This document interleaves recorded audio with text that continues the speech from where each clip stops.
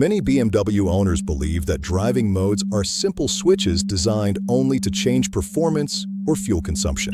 Comfort for everyday use, sport for dynamic driving, eco for efficiency. This simplified view misses the real purpose of these modes and explains why so many BMWs feel less refined over time, even when they are mechanically sound. Driving modes are not cosmetic features. They are behavioral frameworks that influence how the entire vehicle learns from you. Modern BMWs are adaptive machines. Every input you provide is recorded, evaluated, and integrated into long-term behavior patterns. Throttle application, braking pressure, steering rhythm, and even how often you change modes all contribute to this learning process. Driving modes define the rules under which this learning happens. When these rules are clear and consistent, the car becomes smoother, more predictable, and more cohesive. When they are chaotic, the car slowly loses its natural balance. One of the most common mistakes is treating sport mode as a default setting. Sport sharpens throttle response, delays upshifts, increases engine braking, and encourages aggressive reactions. This can feel exciting at first, but it changes how the car expects to be driven. Over time, the BMW adapts to this constant aggression. When you later switch back to calmer driving, the car often feels jumpy, hesitant, or unnecessarily tense. Comfort mode is often misunderstood as boring or passive. In reality, comfort is the mode in which BMW engineers calibrate the best balance between responsiveness, smoothness, and longevity.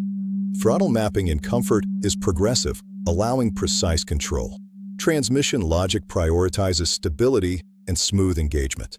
This mode creates the ideal environment for consistent adaptation and long-term refinement. Eco mode is frequently dismissed as restrictive, but its real value lies in behavioral correction. Eco encourages smoother acceleration, earlier upshifts, and reduced system load. In urban driving or heavy traffic, this can significantly reduce unnecessary stress on the drivetrain and electronics. Used strategically, Eco can help reset aggressive patterns accumulated in other modes. Throttle behavior is the central element connecting all driving modes. BMW throttles are extremely sensitive by design. Abrupt throttle inputs increase thermal load, drivetrain stress, and adaptive volatility. Repeated sharp inputs teach the car to expect instability. Progressive throttle application, on the other hand, promotes smooth shifts, predictable torque delivery, and calmer responses. Transmission behavior is inseparable from throttle input. BMW automatic gearboxes continuously adapt shift timing, pressure, and logic based on how you drive. Erratic acceleration patterns produce erratic shifts. Calm, deliberate inputs produce fluid, confident transitions. This adaptation happens silently, without warnings or indicators, which is why many drivers never realize they are shaping it every day. Another underestimated factor is mode switching frequency. Constantly changing driving modes during a single trip sends conflicting signals to the system. The car cannot build stable adaptation patterns if the operating rules keep changing. This doesn't cause immediate problems, but it gradually erodes the driving experience. This episode is not about disabling features or limiting enjoyment. It is about understanding how BMWs interpret driver behavior. When you work with the system instead of fighting it, the car feels more refined, not less engaging. If you want your BMW to feel balanced and confident for years, not just months, subscribe to the channel. This series focuses on intelligent usage, not mechanical modification. In Part 2, we will translate this understanding into a clear, step-by-step approach.